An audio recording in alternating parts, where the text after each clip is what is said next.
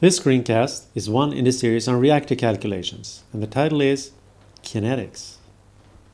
The content is rates of reaction, the rate equation, with the rates of production and consumption, and reaction order.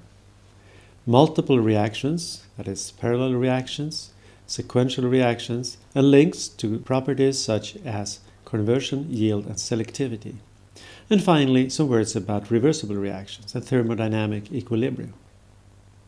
Chemical reactions proceed at a limited rate because of many reasons. Two are that reactants must overcome the activation energy barrier in order to react. Another reason is that reactants need to collide in order to react. These two illustrations are taken from Wikipedia. They illustrate that at low concentrations, the probability that reactants will collide and react is lower than at high concentrations. Rates of reactions are typically expressed in units such as moles per unit volume and unit time.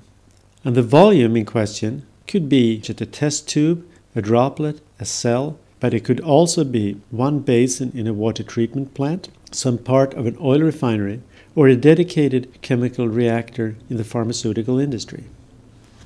The rate equation is the mathematical expression that is used to quantify the rate of reaction.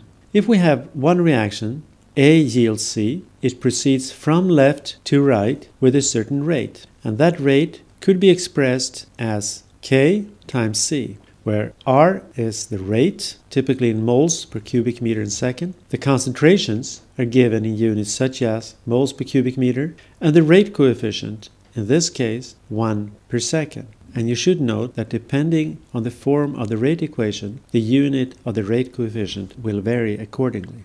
If we have a system with A and C, where the reactions proceed from left to right, so that 1A becomes 2C, and the general rate equation is R equals K times CA, then the rate of production of A and B is the product of the general rate equation and the stoichiometric coefficients that we find in the reaction formula.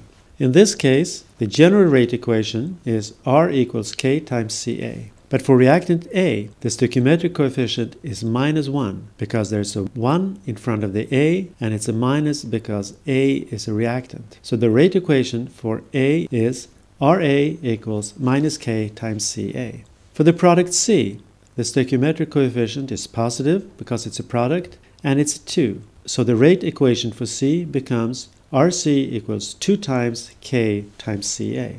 The reaction order is the exponent on the reactant concentrations in the rate equation, and it represents the probability that the reactants will collide or be converted. The higher the reaction order, the more will the reactant concentration influence the rate of reaction. Here are some examples of common reaction orders.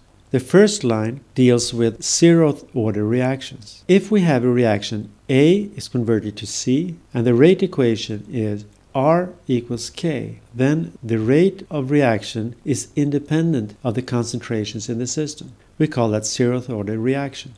Then we have an example of a first order reaction. Still, A becomes C, but here the rate equation is R equals K times Ca. And as we see, the exponent on C in this case is 1. Below, we have two examples of second order reactions. The first one is 2A becomes C, where R equals K times Ca squared. And here it's obvious that in order to form C, 2A must collide. And the probability that two molecules of A will collide is proportional to the product of a concentration of A. We also have another example of a second order reaction, A plus B yields C, where the rate equation in this case is K times Ca times Cb. And here we see the direct influence on the two concentrations on the rate of the reactions. It is more a rule than an exception that more than one chemical reaction takes place in a reaction system. Parallel reactions means that a reactant participates in at least two separate reactions, leading to the formation of more than one product. For example, a reactant A takes part in two first-order reactions. The first reaction, A is converted to C, and the rate of the reaction is K1 times Ca. In the second reaction, A is converted to D, with the rate equation K2 times Ca. We can now find rate equations for A, C, and D respectively. The rates of the reaction for the reactant and the product become, for the reactant A, which is converted in two reactions, it is the sum of Ri times R2 with the correct stoichiometric coefficient. So it becomes Ra equals minus K1 plus K2 times Ca. Regarding the product C, it is formed in reaction 1, so Rc becomes K1 times Ca. And the same thing goes for product D. Rd equals K2 times Ca. When we have sequential reactions, that means that a reactant is transformed to a product via an intermediate step. For example, we have a system with A, C, and D. In reaction 1, A is transformed to C, and in reaction 2, C is transformed to D. And the rate equations are first order, so that R1 equals K1 times Ca. And for the second reaction, the reaction rate is K2 times the concentration of C. The total rate of reaction for the various substances become, for the reactant A, Ra equals minus K1 times Ca, because it is consumed in reaction 1 as the stoichiometric coefficient for A is minus 1 in the reaction. The intermediate C is produced in reaction 1 and is consumed in reaction 2. So Rc becomes 2 times K1 times Ca, that is the contribution from the first reaction, minus K2 times Cc, which is the contribution to the rate equation from the second reaction and the second rate equation. Product D is produced in the second reaction, so Rd becomes 3 times K2 times Cc.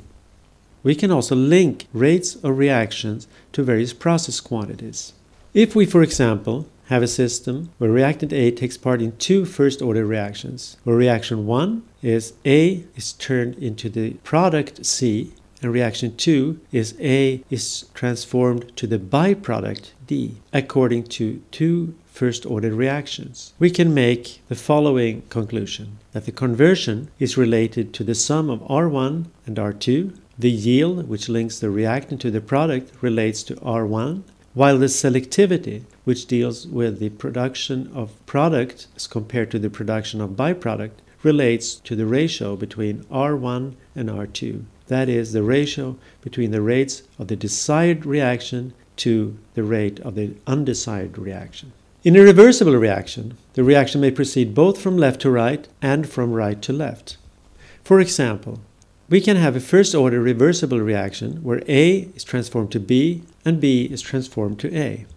On a molecular level, the above reaction is composed of two separate chemical reactions. We have one forward reaction where A is transformed to B, and this could be quantified with the first-order rate equation Kf times Ca.